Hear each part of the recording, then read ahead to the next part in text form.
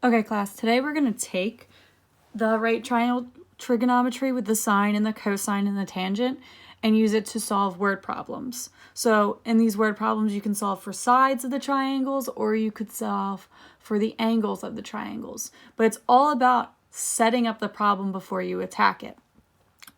So to set up a word problem, there's two new definitions you kind of need to know that might be in the word problem. And that's this section right here. This is more in depth of what it means, but as an overlook, the angle of elevation is the angle on the inside right here. And the angle of depression is this outer angle. And just so you know, as you can keep on reading here, in the end, the angle of elevation is equal to the angle of depression. So if you know the angle of depression, you can still make a right triangle here. So that's a quick overview of those vocabulary words. And here's what I mean when I say that if you know the angle of depression, you know the angle of elevation, so you're able to make that right triangle between the pictures that you're going to draw. Now, these are obviously just easier to explain by doing a couple examples. So I'm going to do 3 examples with you before I let you go do more on your own. So for number 1, it says a tower casts a shadow of 60 feet long when the angle of elevation of the sun is 65 degrees. How tall is the tower? So first off, we have to realize we're in degrees, so make sure any calculator you're using is using degrees and not radians. A tower casts a shadow. So first, let's draw the tower. And then we'll draw the tower shadow.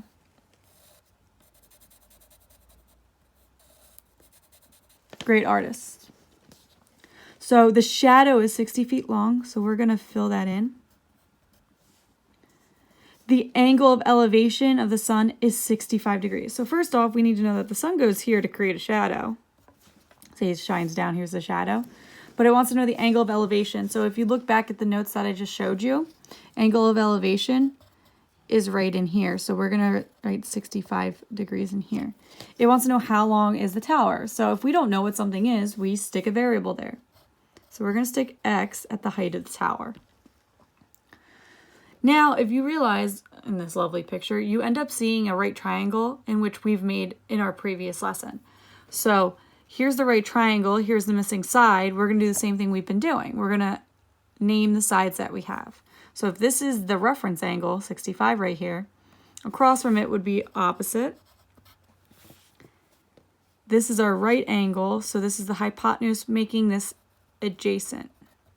I have adjacent and I have opposite. I'm using my tan ratio. So tan of the reference angle, which is 65.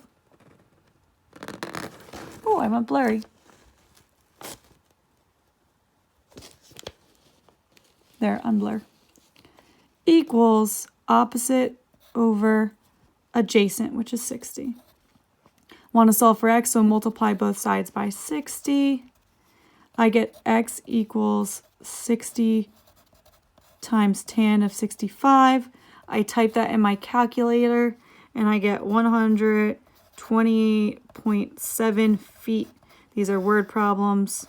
Make sure you put units. If you go to Home Depot and just say, oh, I'll take 128.7 of wood, they have no clue what you're saying. All right, let's set up another problem, number 2. Matt is standing on a cliff. So first, let's draw a cliff. Here's my cliff. Here's Matt. And the cliff is 300 feet above a lake. So 305 feet.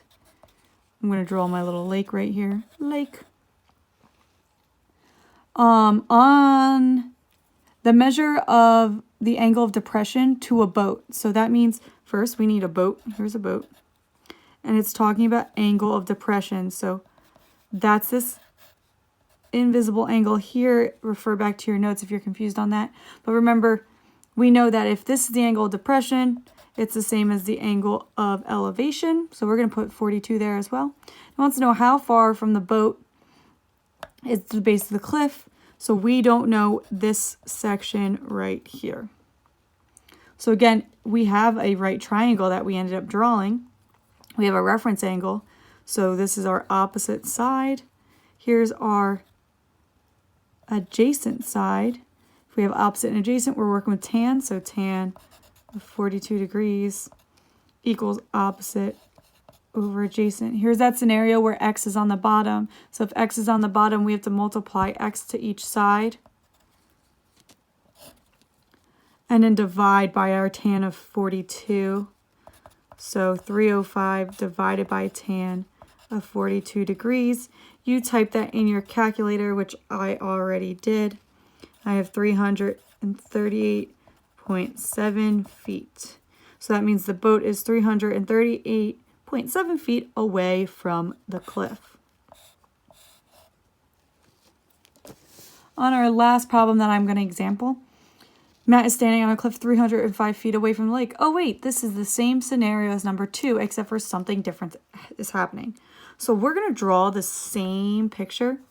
We got the cliff, that's 305 feet. We've got the boat,